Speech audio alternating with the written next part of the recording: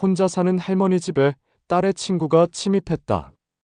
이들에게 일어날 마음 따뜻한 감동 사연이 지금 시작됩니다. 구독과 좋아요는 감동적인 사연을 만드는데 큰 도움이 됩니다. 건강하시고 좋은 이야기 들으시면서 행복하세요. 시작합니다. 새벽 2시 15분, 김순이는 잠에서 깨어났다. 70세가 넘은 나이에 잠이 얕아진 탓인지 작은 소리에도 민감하게 반응하게 되었다. 하지만 이번에는 평상시와는 다른 소리였다. 현관문이 조심스럽게 열리는 소리, 그리고 마루 위를 걷는 발걸음 소리가 희미하게 들려왔다. 순이는 가슴이 덜컥 내려앉았다. 이 산골 마을에서 30년을 살아오면서 도둑이 들어본 적은 없었지만 최근 몇 달 사이 동네에서 빈집털이가 늘어났다는 소문을 들은 터였다. 더욱이 혼자 사는 노인집이 주요 타깃이 된다는 이야기도 있었다. 순이는 조심스럽게 침실 문틈으로 거실을 내다봤다. 어둠 속에서 검은 그림자 하나가 움직이고 있었다. 그 사람은 검은 장갑을 끼고 있었고 손전등을 켜서 집안을 둘러보고 있었다. 순이의 심장은 쿵쾅쿵쾅 뛰기 시작했다. 침입자는 거실을 지나 안방 쪽으로 천천히 다가오고 있었다. 순이는 숨을 죽이고 상황을 지켜봤다. 전화기는 거실에 있었고 휴대폰은 충전하려고 부엌에 두고 온 상태였다. 어떻게 해야 할지 막막했다. 그런데 침입자가 안방 문 앞에서 멈춰서더니 작은 목소리로 말을 걸어왔다. 할머니, 깨어 계시죠? 순이는 깜짝 놀랐다. 여자 목소리였다. 그것도 어디서 들어본 듯한 목소리였다. 문 열어주세요. 해치지 않을게요. 침입자의 목소리에는 떨림이 있었다. 순이는 망설이다가 조심스럽게 문을 열었다. 손전등 불빛이 얼굴을 비추자 순이는 그 사람이 누구인지 알아볼 수 있었다. 민지야? 너 왜 여기? 이민지였다. 순이의 딸 영숙과 대학 동창이었던 그 아이. 영숙이 결혼하기 전에 집에 몇 번 놀러 온 적이 있어서 얼굴을 기억하고 있었다. 하지만 지금 민지의 모습은 예전과는 전혀 달랐다. 야위었고 눈가에는 다크서클이 짙었으며 무엇보다 절망적인 표정을 짓고 있었다. 할머니, 정말 죄송해요. 민지는 고개를 숙이며 말했다. 그녀의 가방에서는 병원 진료비 고지서 한 장이 삐져나와 있었다. 순이는 그 고지서를 힐끗 보았는데 백혈병 치료비라는 글자와 함께 3천만 원이라는 거액이 적혀 있었다. 민지야, 무슨 일이야? 왜 이런 일을? 할머니, 저도 정말 이러고 싶지 않았어요. 하지만 어쩔 수 없어요. 민지의 목소리가 떨렸다. 순이는 민지의 상황을 조금씩 이해하기 시작했다. 분명 급한 돈이 필요한 사정이 있을 것이었다. 민지는 주머니에서 무언가를 꺼냈다. 케이블 타이였다. 순이는 그제야 상황의 심각성을 깨달았다. 이 아이가 정말로 자신을 해칠 수도 있다는 것을. 민지야, 진정해. 무슨 일인지 얘기해보자. 하지만 민지는 이미 마음을 정한 상태였다. 그녀는 순이를 거실로 안내하며 말했다. 할머니, 마을에서 소문 들었어요. 할머니가 30년 동안 숨겨둔 상자가 있다고. 거기에 많은 돈이 들어있다고. 순이는 한숨을 쉬었다. 그 소문을 알고 있었다. 남편이 죽고 아들마저 사고로 잃은 후 마을 사람들은 순이가 보험금과 보상금을 받아 어딘가에 숨겨두었을 것이라고 추측했다. 하지만 실제로는 그렇지 않았다. 민지는 거실을 둘러보며 그 상자를 찾고 있었다. 순이는 민지의 절박한 모습을 보며 마음이 아팠다. 예전에 영숙과 함께 놀러 왔을 때의 밝고 순수했던 모습과는 너무 달랐다. 민지야, 그 상자에는 돈이 없어. 거짓말 마세요. 마을 사람들이 다 알고 있어요. 민지는 순이의 말을 믿지 않았다. 그녀는 계속 집안을 수색했다. 장롱위, 찬장안, 침대 밑까지 샅샅이 뒤졌다. 순이는 민지를 지켜보며 복잡한 심경이었다. 이 아이를 말려야 할지 아니면 그냥 두어야 할지 고민이 되었다.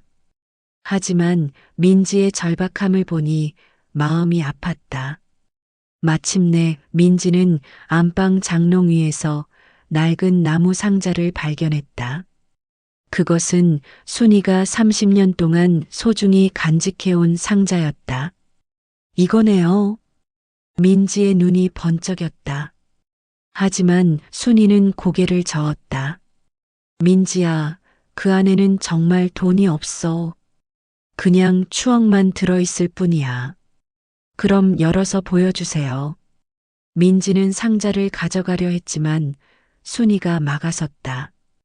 그 상자는 순이에게 돈보다 훨씬 소중한 것이었다. 두 여인 사이에 긴장감이 흘렀다. 민지는 케이블 타이를 손에 쥐고 있었고 순이는 상자를 지키려 하고 있었다. 방 안의 공기는 점점 무거워져 갔다. 바로 그때 예상치 못한 일이 일어났다. 거실에 있던 스마트 스피커가 갑자기 켜지면서 음성 인식 기능이 작동된 것이었다. 아마도 두 사람의 대화 중에 우연히 깨우기 명령어와 비슷한 말이 나왔던 모양이었다. 아리야, 음악 틀어줘. 갑자기 거실에서 트로트 음악이 큰 소리로 울려 퍼지기 시작했다. 한밤중에 조용한 마을에 갑자기 울려 퍼진 님과 함께라는 노랫소리에 이웃집에서도 불이 켜지기 시작했다. 순이 할머니, 괜찮으세요? 옆집 아저씨의 목소리가 들려왔다. 민지는 당황해서 어쩔 줄 몰랐다. 이런 상황은 전혀 예상하지 못했던 것이었다. 순이도 놀랐지만 동시에 안도감을 느꼈다. 할머니, 무슨 일이에요? 이웃들이 하나둘씩 밖으로 나오기 시작했다. 민지는 결국 상자를 열어보지도 못한 채 당황스러워하고 있었다. 순이는 이 상황을 지켜보며 생각했다. 이 아이에게 무슨 일이 일어난 것일까? 왜 이렇게 절박해진 것일까? 그리고 정말로 그 상자만이 이 아이의 문제를 해결해 줄 수 있는 것일까? 음악 소리는 계속 울려 퍼지고 있었고 이웃들의 목소리도 점점 가까워지고 있었다. 민지는 이제 어떻게 해야 할지 완전히 길을 잃은 상태였다. 순이는 민지를 바라보며 마음속으로 다짐했다. 이 아이를 도와줄 방법을 찾아야겠다고. 하지만 지금 당장은 이 상황을 어떻게 처리해야 할지가 더 급선무였다. 새벽의 정적을 깨뜨린 음악 소리와 함께 두 여인의 운명적인 만남은 예상치 못한 방향으로 흘러가고 있었다. 스마트 스피커에서 흘러나오는 트로트 음악은 새벽 정적을 완전히 깨뜨렸다. 이웃집 불빛들이 하나둘씩 켜지기 시작했고 사람들의 목소리가 점점 가까워지고 있었다. 민지는 완전히 당황한 상태였다. 계획했던 것과는 전혀 다른 상황이 벌어지고 있었다. 할머니, 괜찮으세요? 옆집 김철수 아저씨의 목소리가 담장 너머로 들려왔다. 순이는 재빠르게 거실로 나가서 스마트 스피커를 껐다. 갑작스럽게 찾아온 정적 속에서 민지와 순이는 서로를 바라봤다. 할머니, 제발이요. 저 정말 급해요. 민지의 목소리에는 간절함이 묻어났다. 그녀는 떨리는 손으로 가방에서 병원 서류들을 꺼냈다.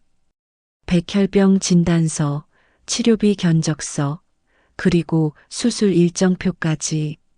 모든 것이 현실이었고 모든 것이 절박했다. 순이는 그 서류들을 보며 가슴이 아팠다. 민지의 남동생 민우가 급성 백혈병 진단을 받았고 골수이식 수술이 시급하다는 내용이었다. 수술비와 치료비를 합쳐 3천만 원이라는 거액이 필요했다. 민지야, 내 동생이 아픈 거구나. 네. 민우가 2개월 전에 쓰러져서 병원에 갔는데 급성 백혈병이라고 하더라고요. 민지는 울먹이는 목소리로 말했다. 부모님은 일찍 돌아가셨고 오빠와 동생 둘만 남아 서로 의지하며 살아왔다고 했다.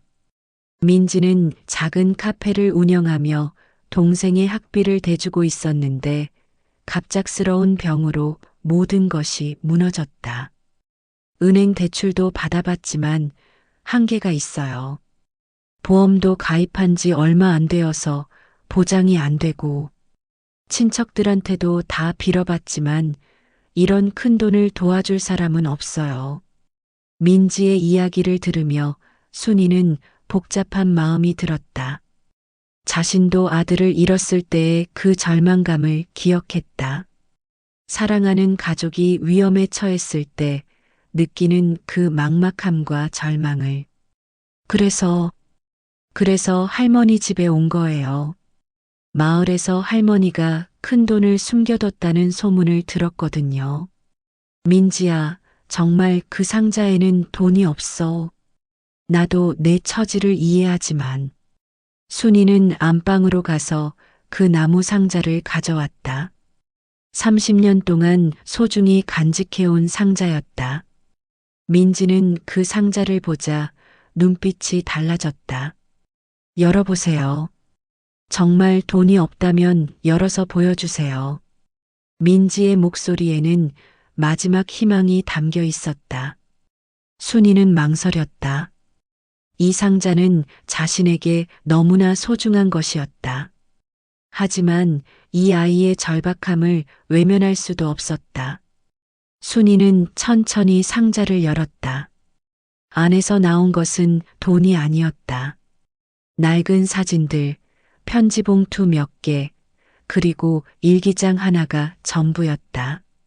민지는 그것을 보자 얼굴이 창백해졌다. 이게 전부예요? 응. 내 남편이 군대에서 보낸 편지들이야.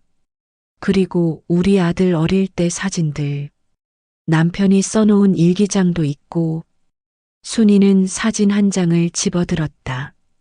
20대의 자신과 남편 그리고 5살 난 아들이 함께 찍은 사진이었다. 이제는 모두 세상에 없는 사람들이었다. 민지는 주저앉았다.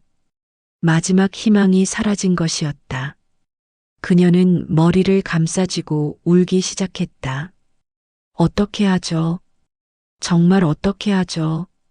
민우가 죽으면 저는. 민지의 절규를 들으며 순이도 마음이 아팠다. 하지만 정말로 자신에게는 그런 큰 돈이 없었다. 연금으로 근근히 살아가는 형편의 3천만 원이라는 돈은 천문학적인 숫자였다. 민지야, 정말 미안해. 도와주고 싶지만 나한테도 그런 돈은 없어. 그때 밖에서 김철수 아저씨의 목소리가 다시 들려왔다. 순이 할머니, 정말 괜찮으시죠? 문 열어주세요. 민지는 깜짝 놀라며 일어섰다. 이웃들이 오고 있다는 것은 곧 들킬 위험이 있다는 뜻이었다. 그녀는 다시 케이블 타일을 꺼내 들었다. 할머니, 죄송하지만 아직 포기할 수 없어요. 분명히 다른 곳에 돈을 숨겨두셨을 거예요. 민지야, 정말 없다니까. 나도 내 동생을 도와주고 싶지만. 그럼 은행에 가서 대출을 받아주세요. 할머니 명의로. 민지의 제안에 순이는 당황했다. 70 넘은 나이에 3천만 원 대출을 받는다는 것은 현실적으로 불가능했다. 민지야, 내 나이가 몇 살인데 그런 큰 돈을 빌려주겠어? 그럼 집을 담보로. 민지는 점점 더 절망적이 되고 있었다. 순이는 그런 민지를 보며 안타까웠지만 자신도 어쩔 수 없는 상황이었다. 밖에서는 이웃들의 목소리가 더욱 가까워지고 있었다. 김철수 아저씨뿐만 아니라 다른 이웃들도 나와 있는 것 같았다. 할머니, 아까 음악 소리가 너무 컸는데 무슨 일이에요? 혹시 도둑이라도 든 건 아니죠? 이웃들의 대화가 들려오자 민지는 더욱 초조해했다. 그녀는 순이를 바라보며 마지막 협상을 시도했다. 할머니, 제발이요. 3천만 원이 아니어도 돼요. 절반이라도, 아니 1,000만 원이라도. 민지야, 정말 없어. 내가 거짓말할 이유가 있겠어? 순이는 솔직하게 말했다. 자신의 통장 잔고는 고작 200만 원 정도였고 그것도 다음 달 생활비였다. 민지는 절망에 빠졌다. 그녀는 순이 주변을 맴돌며 다른 방법을 찾으려 했지만 아무것도 떠오르지 않았다. 할머니, 그럼 정말 민우가 죽는 거예요. 제가 살릴 수 있는 유일한 가족인데. 민지의 절규를 들으며 순이는 가슴이 찢어지는 것 같았다. 하지만 현실적으로 도와줄 방법이 없었다. 바로 그때 현관문을 두드리는 소리가 들려왔다. 순이 할머니, 경찰서에 신고할까요? 김철수 아저씨의 목소리였다. 민지는 완전히 당황했다. 경찰이 온다면 자신은 체포될 것이고 그렇게 되면 동생을 도울 기회는 영영 사라질 것이었다. 할머니, 제발 아무 일 없었다고 말해주세요. 민지는 순이에게 간절히 부탁했다. 순이는 망설였다. 이 아이가 자신을 위협했던 것은 사실이지만 그 이유를 이해할 수 있었다. 무엇보다 이 아이가 진정으로 나쁜 아이는 아니라는 것을 알 수 있었다. 민지야, 너 정말 후회하지 않겠어? 네, 정말 후회해요.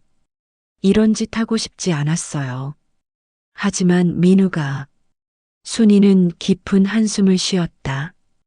그리고 현관으로 향하며 마음의 결정을 내렸다. 이 아이를 경찰에 넘기지 않겠다고. 하지만 동시에 순이는 생각하고 있었다. 정말로 이 아이를 도와줄 방법은 없을까? 30년 동안 혼자 살아오며 모은 것이 정말 아무것도 없을까? 현관문 앞에 선 순이는 이웃들에게 뭐라고 말해야 할지 고민했다. 그리고 민지를 어떻게 도와줄지도 생각했다. 분명히 방법이 있을 것이었다. 단지 아직 찾지 못했을 뿐. 민지는 순이의 뒤에서 떨고 있었다. 자신의 운명이 이 할머니의 말 한마디에 달려 있다는 것을 알고 있었다. 그리고 동생의 생명도 마찬가지였다. 순이는 현관문 앞에서 잠시 망설였다. 밖에서는 김철수 아저씨와 다른 이웃들이 기다리고 있었고 뒤에서는 민지가 떨면서 자신의 대답을 기다리고 있었다. 이 한마디가 모든 것을 결정할 것이었다. 철수 아저씨, 괜찮아요. 그냥 스피커가 오작동한 것 같아요. 순이는 최대한 자연스럽게 말했다. 하지만 목소리가 약간 떨리고 있었다. 정말 괜찮으세요? 혹시 누가 들어온 건 아니고요? 김철수의 목소리에는 여전히 걱정이 묻어 있었다. 옆집에 혼자 사는 노인이 걱정되는 것은 당연했다. 네, 정말 괜찮아요. 새벽에 깨워서 죄송해요. 순이는 문을 열지 않고 대답했다. 만약 문을 열면 민지가 보일 수도 있었기 때문이다. 그럼 혹시 무슨 일 있으면 바로 연락하세요. 우리가 바로 옆에 있으니까요. 김철수와 이웃들이 돌아가는 발걸음 소리가 들렸다. 순이는 안도의 한숨을 쉬었다. 일단 위기는 넘겼다. 민지는 순이가 자신을 숨겨준 것에 감사했지만 동시에 더욱 절망적이었다. 상자에는 정말 돈이 없었고 할머니도 도와줄 수 없다고 했다. 이제 정말 막다른 길에 다다른 것 같았다. 할머니, 정말 감사해요. 민지는 고개를 숙이며 말했다. 케이블 타이를 바닥에 던지고 가방을 어깨에 메었다. 포기하는 것 같았다. 민지야, 어디 가려고? 집에 가서 민우한테 말해야죠. 수술은 포기하자고. 민지의 목소리에는 체념이 묻어 있었다. 순이는 그런 민지를 보며 마음이 아팠다. 저렇게 포기하고 가면 그 아이의 동생은 정말 죽을 수도 있었다. 잠깐, 민지야. 순이가 민지를 불렀다. 민지는 고개를 들어 순이를 바라봤다. 정말로 돈을 구할 방법이 없을까?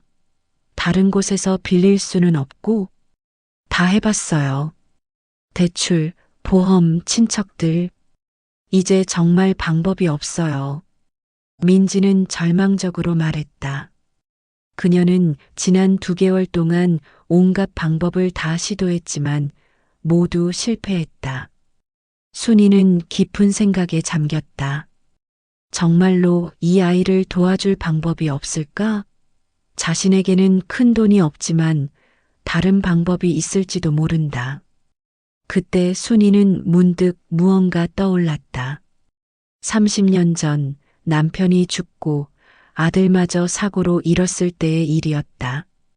그때 보험회사에서 보상금을 받았는데 그 돈을 어떻게 했었지? 민지야, 잠깐만.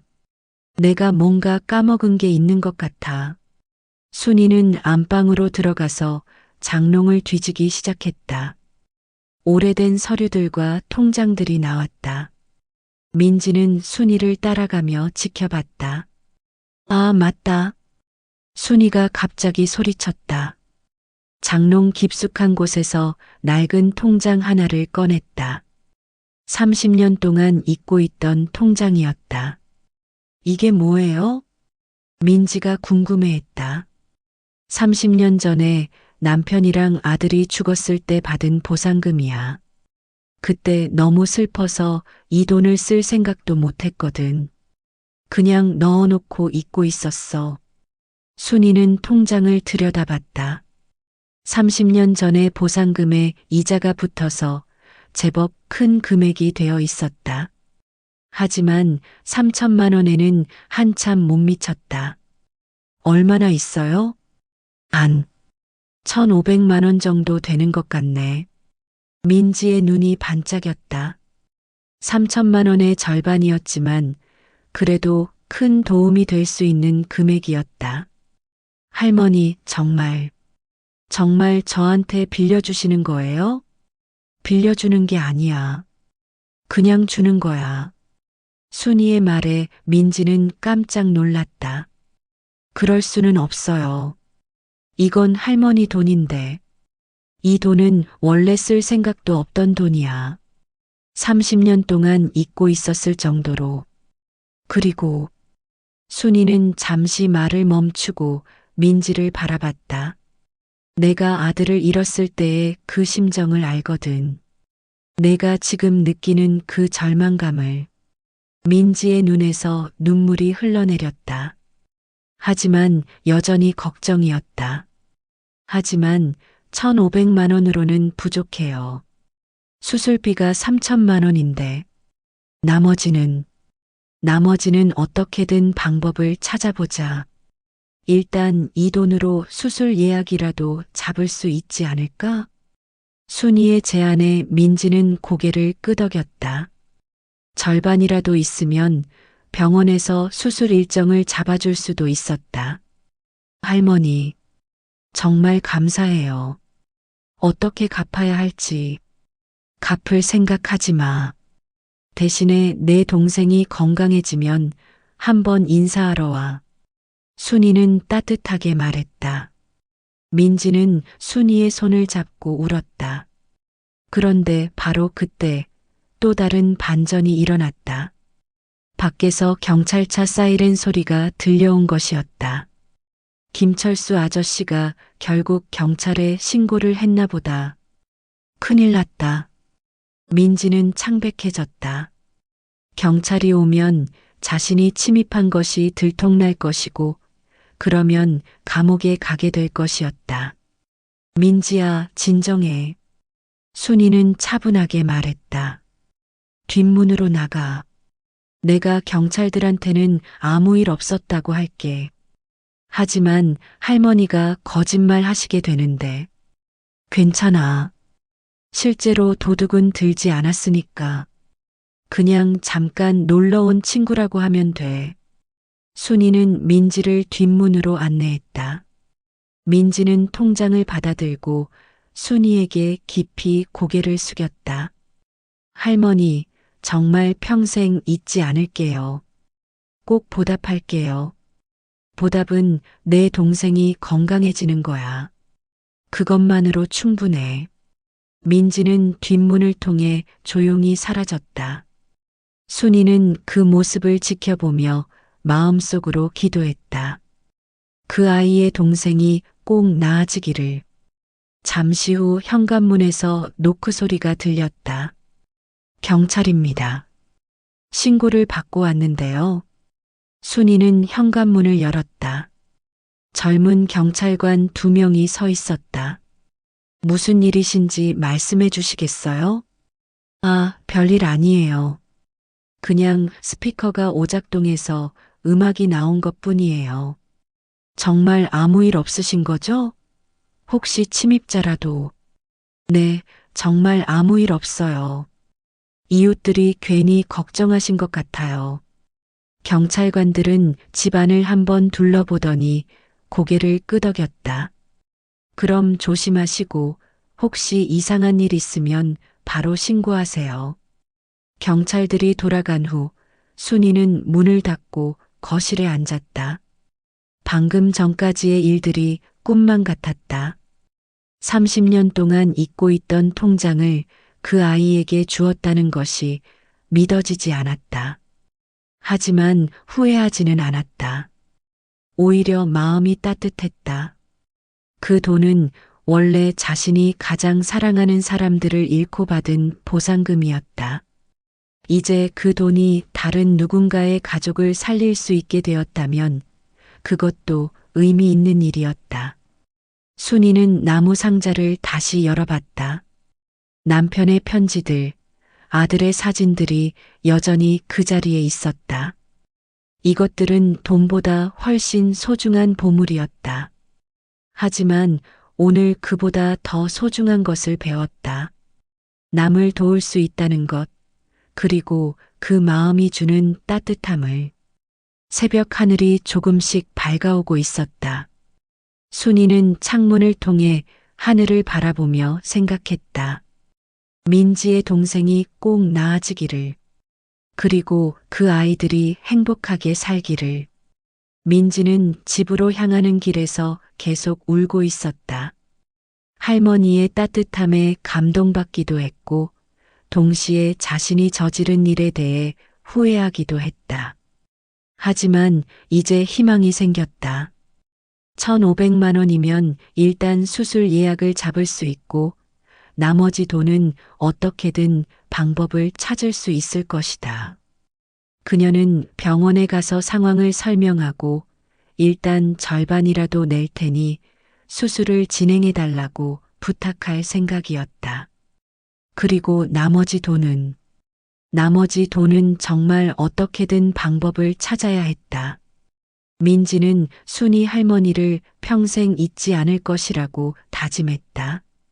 그리고 언젠가는 꼭 이 은혜를 갚겠다고 마음먹었다.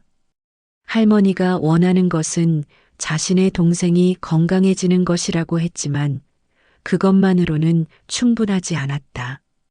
새벽에 차가운 공기를 마시며 민지는 생각했다. 세상에는 정말 천사 같은 사람들이 있다는 것을, 그리고 자신도 언젠가는 그런 사람이 되고 싶다는 것을. 3개월이 흘렀다. 순이는 평소와 다름없이 아침 일찍 일어나 마당을 쓸고 있었다.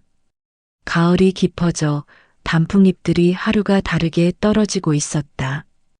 그날도 여느 때와 같은 평범한 하루가 시작되는 줄 알았다. 그런데 현관문에서 노크 소리가 들려왔다. 누군가 정중하게 문을 두드리고 있었다. 순이는 빗자루를 세워두고 현관으로 향했다. 순이 할머니, 안녕하세요. 문을 열자 깔끔하게 차려입은 젊은 여자가 서 있었다. 순이는 잠시 그 얼굴을 알아보지 못했다. 3개월 전에 그 초췌하고 절망에 찬 모습과는 완전히 달랐기 때문이었다. 민지야? 네, 할머니. 민지예요. 민지는 환하게 웃으며 인사했다. 얼굴에는 생기가 돌았고 옷차림도 단정했다. 무엇보다 눈빛이 달랐다. 3개월 전의 절망과 어둠은 온데간데없고 희망과 감사로 가득 차 있었다. 어서 들어와. 그런데 너 많이 좋아 보이는구나. 순이는 민지를 반갑게 맞이했다. 그동안 민지의 안부가 궁금했지만 연락처를 모르는 터라 그냥 마음속으로만 기도하고 있었다. 할머니, 이것 좀 봐주세요. 민지는 가방에서 의료진단서를 꺼냈다. 완전간에 라는 단어가 크게 적혀 있었다. 순이는 그 의미를 정확히는 몰랐지만 민지의 표정을 보니 좋은 소식인 것 같았다. 민우가 완전히 나았어요. 민지의 목소리에는 기쁨과 감격이 넘쳐났다. 순이도 덩달아 기뻐하며 민지의 손을 잡았다. 정말 다 나았어? 네. 수술도 잘 됐고 항암 치료도 성공적으로 끝났어요. 의사 선생님이 완전간해라고, 암세포가 완전히 사라졌다고 하시더라고요. 순이는 마음속 깊은 곳에서 우러나오는 기쁨을 느꼈다. 3개월 전 그 절망적인 밤에 도움을 준 것이 헛되지 않았다는 것을 알 수 있었다. 할머니 덕분이에요. 정말 할머니가 아니었다면. 민지는 말을 잇지 못하고 눈물을 흘렸다. 기쁨의 눈물이었다. 아니야, 내가 포기하지 않았기 때문이야. 나는 그냥 조금 도움을 준 것뿐이고. 순이는 겸손하게 말했다. 하지만 마음속으로는 정말 뿌듯했다. 30년 동안 잊고 있던 그 돈이 이렇게 소중하게 쓰였다니. 그런데 민지야, 나머지 돈은 어떻게 마련했어? 순이가 궁금해하자 민지는 밝게 웃었다. 그것도 말씀드리려고 왔어요. 할머니가 1,500만 원을 주셔서 병원에서 일단 수술 예약을 잡을 수 있었거든요. 그리고 그 사이에 정말 기적 같은 일이 일어났어요. 민지는 가방에서 또 다른 서류를 꺼냈다. 카페 매매 계약서였다. 제가 운영하던 작은 카페가 있었거든요. 위치가 나빠서 손님도 별로 없고 적자만 나고 있었는데 그 근처에 지하철역이 생기기로 결정된 거예요. 순이는 민지의 이야기를 흥미롭게 들었다. 그래서 부동산 개발업체에서 제 카페를 높은 값에 사겠다고 하더라고요. 정말 믿어지지 않았어요. 얼마에? 2천만 원에요. 원래는 500만 원 정도 가치밖에 안 되는 곳이었는데. 민지의 이야기에 순이는 감탄했다.